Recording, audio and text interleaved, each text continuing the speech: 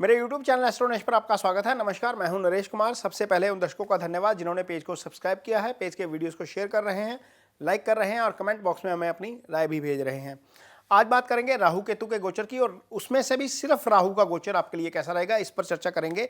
ये जो कुंडली आपके सामने लगी हुई है, ये मकर राशि की कुंडली है। मकर राशि के जातकों के लिए राहु का गोचर कैसा रहेगा, इसका विश्लेषण होगा। ये कुंडली 1 नवंबर के दिन की कुंडली है। 1 नवंबर के दिन ग्रहों की स्थिति ये है। तो सबसे पहली बात तो यह है कि मकर राशि के जातक शनि की 7.5 की आखिरी ढैया से गुजर रहे हैं। काफ़ी परेशानी रही है बीते 2-2.5 साल में। उसका कारण यह रहा है, एक तो शनि की 7.5 का प्रभाव रहा, दूसरा फेस गुजरा, फिर इसी बीच राहु चौथे भाव में रहे, केतु यहाँ पर रहे। अब राहु यहाँ पर थे तो आपको 12वें भाव को देख रहे थे, 8वें भाव को देख रहे थे। यहाँ पर क्या हुआ, कुछ ऐसे नुकसान हो गए जिनकी भरपाई शायद लाइफ में कभी नहीं होगी। काफ़ी खर्चे हुए, सडन लॉस हुए, वो चीज़ें जो है वो सारी इस प्रभाव के कारण हुई, क्योंकि राहु का गोचर चौथे भाव में था। अष्टम और जो 12वां भाव है, दोनों ही एक तरीके से अच्छे प्रभाव में नहीं थे। वैसे भी ये दोनों अच्छे भाव नहीं होते, एस्ट्रोलॉजी में भी 6, 8, 12 अच्छे भाव नहीं होते। लेकिन जब पाप ग्रह गोचर में आकर अशुभ हो जाते हैं और ये इनको एक्टिवेट करते हैं, और उधर से शनि की 7.5 चल रही है, तो निश्चित तौर पर चीज़ें काफ़ी गड़बड़ हो जाती हैं, और आपने इसको अनुभव भी किया है। लेकिन अब जो एक चीज़ होने जा रही है, एक तो शनि की ढैया जो आखिरी शुरू हो गई 7.5 की, तो आखिरी ढैया जो शनि की होती है, सामान्य तौर पर वो ईजी निकलती है। वो कई बार आपको उसमें काफ़ी गेन देखने को मिलते हैं, बहुत अच्छे रिजल्ट भी देते हैं कई बार शनि आखिरी ढैया में। तो उसमें अब एक चीज़ जो पॉजिटिव हो गई है, वो हो गई है राहु। राहु अब तीसरे भाव में चले गए। राहु अब 30 अक्टूबर को तीसरे भाव में आएंगे और 18 मई 2025 तक इसी भाव में रहेंगे। अब राहु तीसरे, छठे, 10वें और 11वें भाव में गोचर में अच्छा फल करते हैं। यदि आपकी कुंडली में राहु 12वें भाव में नहीं है या राहु 8वें भाव में नहीं है, तो निश्चित तौर पर आपको इसका अच्छा फल मिलेगा। क्योंकि राहु का यदि आपकी कुंडली में महादशा चल रही है या अंतरदशा चल रही है, तो वो आपको शुभ फल प्रदान करेगी। क्योंकि राहु आपकी कुंडली में अब शुभ भाव में, यानी कि शुभ गोचर में आ गए हैं, तो आपको उसका फायदा होगा। 85 से 90%, 85 से 90% लोगों को इसका फायदा ही होगा। क्योंकि 2 भावों को छोड़ दें तो सारे भाव जो है वो वहां पर राहु अच्छा फल करेंगे। केंद्र में अच्छा फल करेंगे, यदि केंद्र में है, त्रिकोण में है तो भी अच्छे फल करेंगे। 3, 6, 11 में राहु वैसे ही अच्छा फल करते हैं। सिर्फ 8, 12 में अच्छा फल नहीं होता। तो 85 से लेकर 90% लोगों के लिए शुभ रहेगा। आप अपनी कुंडली देख सकते हैं कि राहु कहां पर है। तो मकर राशि के जातकों के लिए राहु का गोचर शुभ है।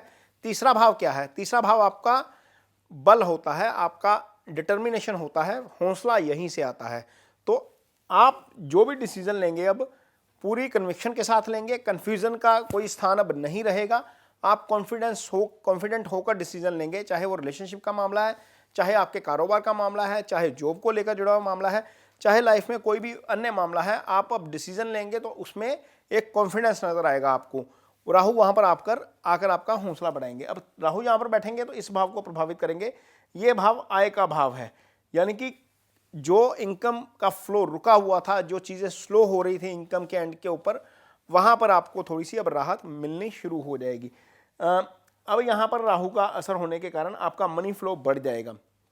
गुरु इधर यहां पर बैठकर दशम को प्रभावित कर रहे हैं, यानी कि गुरु हालांकि शुभ गोचर में नहीं है, लेकिन गुरु की दृष्टि हमेशा शुभ होती है।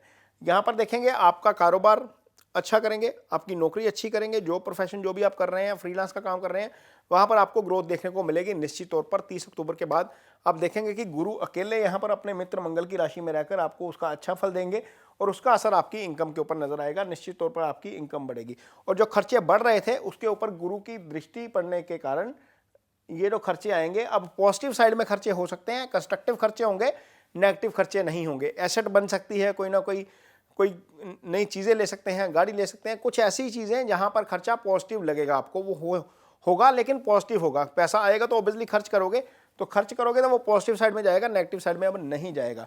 ये राहु का प्रभाव रहेगा आय को लेकर। अब राहु वहां पर हैं तो इस भाव को एक्टिव करेंगे। ये पार्टनरशिप का भाव है। कुछ लोग पार्टनरशिप में काम करते हैं, चीज़ें चल रही हैं, बातचीत चल रही है, लेकिन एग्जीक्यूट नहीं हो रही है, और वो एग्जीक्यूशन का समय अब 30 अक्टूबर के बाद आ जाएगा। पार्टनरशिप में काम करना आपके लिए अच्छा फल लेकर आएगा। आपको निश्चित तौर पर उसके अच्छे फल देखने को मिलेंगे। जिनकी शादी नहीं हुई है, शादी के योग खुल जाएंगे। अगला 1.5 साल 1 नवंबर से लेकर 18 मई 2025 तक अगले 1.5 साल में शादी का योग भी बनेगा। निश्चित तौर पर आपको इसका भी अच्छा फल देखने को मिलेगा। तो ये मकर राशि के जातकों के लिए यहाँ पर केतु हैं, लेकिन केतु शुभ गोचर में नहीं रहेंगे।